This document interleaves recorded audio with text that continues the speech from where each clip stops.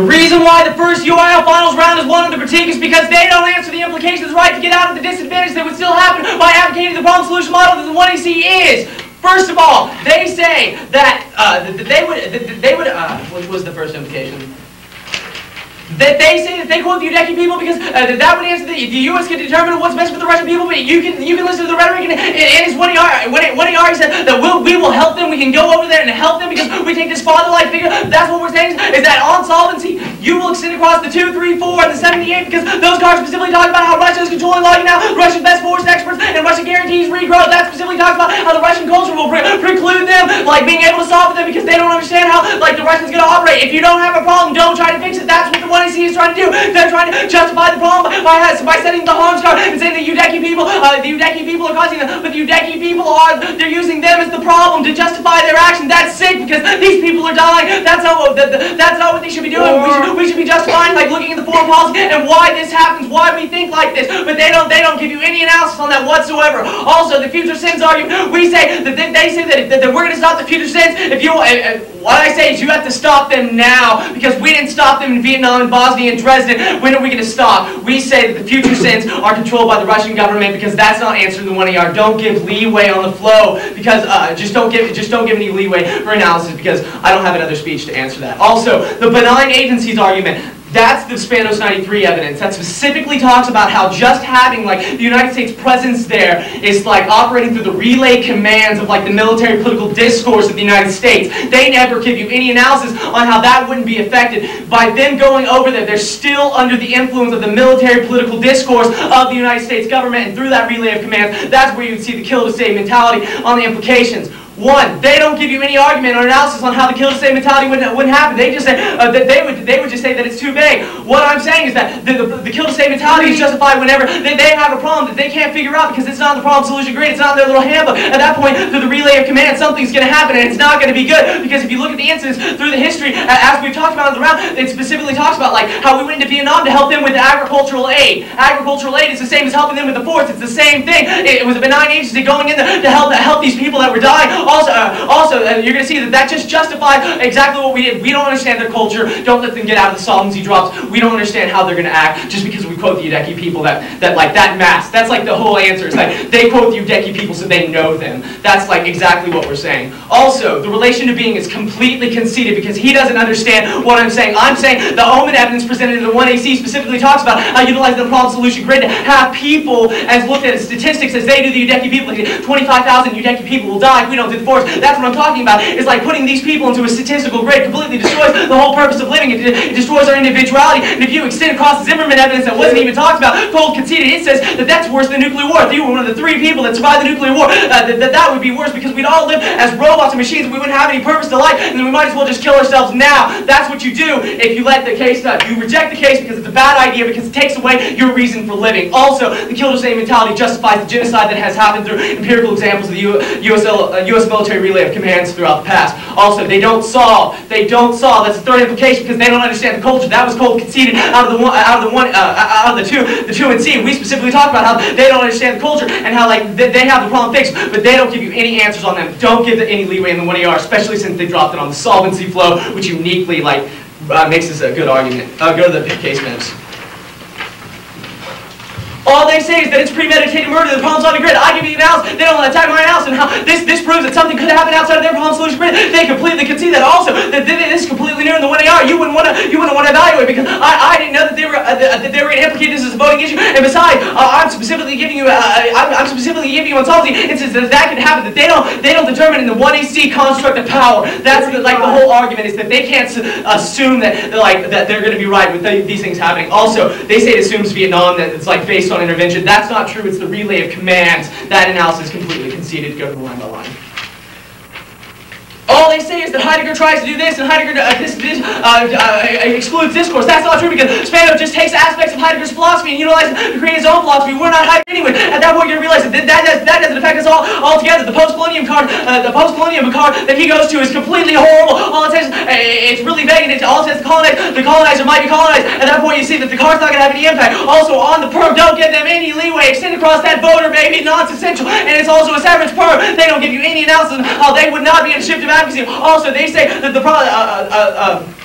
I'll say that the Udeki people, the break free, that's not true because they justify all humans are good. That's humanistic.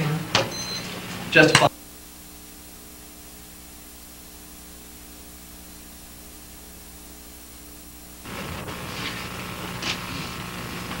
It takes a big leap of faith, and it's also a little bit silly to believe that the whole 1AC is a construction, that none of these things are happening, that these people are not experiencing the genocide of U.S. loggers that are being subsidized by the Clinton administration. Our part talking about how the Clinton administration gives money to loggers to rip apart the forest. That has two implications: the concession of biodiversity that rips apart the species habitat, how Russia is a key area for biodiversity, and lack of biodiversity leads to horrendous impact, i.e. the stability of the global ecosystem. Secondly, the Udehi people live in these forests, and we're ripping apart the forest for our own goods. We are engaging in an act of genocide. We have a quote from the Udehi people about how, or from a person that Jones Evans talks about how that they can't even make basic survival skills, i.e. the boats that they have to use to go down the river to trade with other groups. Our argument is that we can pull back those loggers and we can do some action to solve. We can alleviate suffering. Now, if you have any question in your mind, it's the link between us going in there, giving them resources to help reforest and mowing down the Udehi people with guns, then I think he goes affirmative. He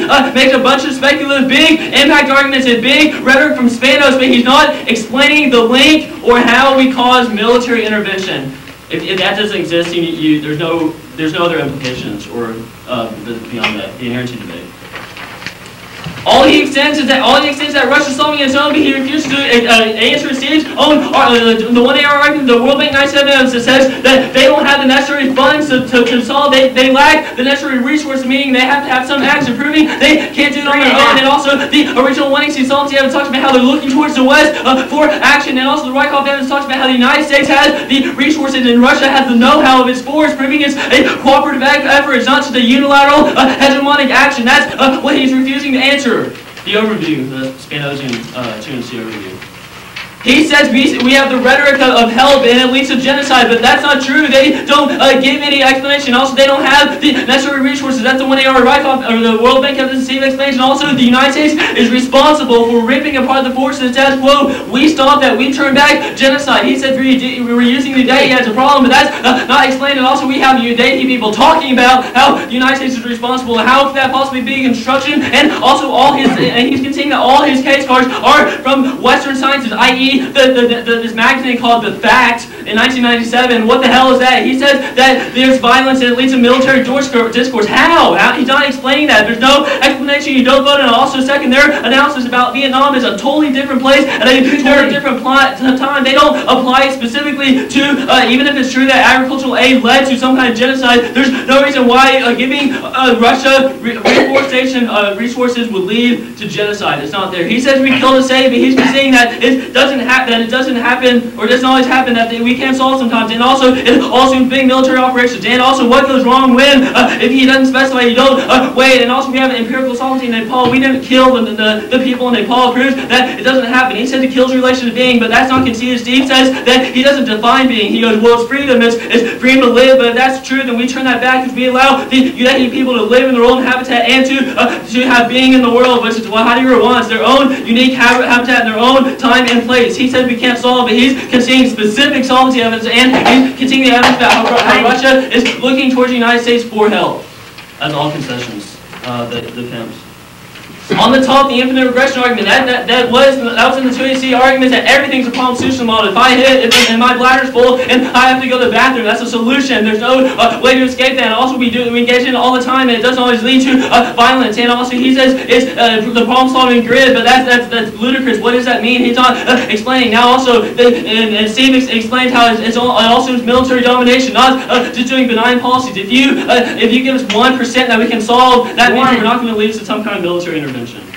Line by line.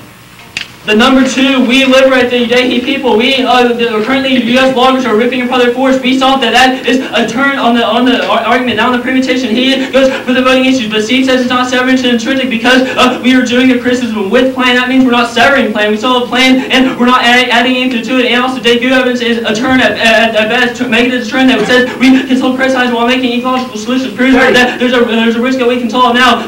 Also extend The post-colonialism arguments, I believe it's number 14, that discusses how post-colonial criticism is so broad that it will always fail. And number 15, the constant evidence talks about how we can only make pragmatic solutions. We cannot just reject us. Stepping back, what the hell does that mean? We have to have action. If there's an oil spill in my front yard, I got to pick it up. I can't just leave it there and think about it. We have to have action, and you don't vote for broad criticism. We must have action, and we have specific solutions. And the number 21, it was new in the 2NR. It says Heidegger's thought was authoritarian. It at least mitigates the Spain message based on Heidegger.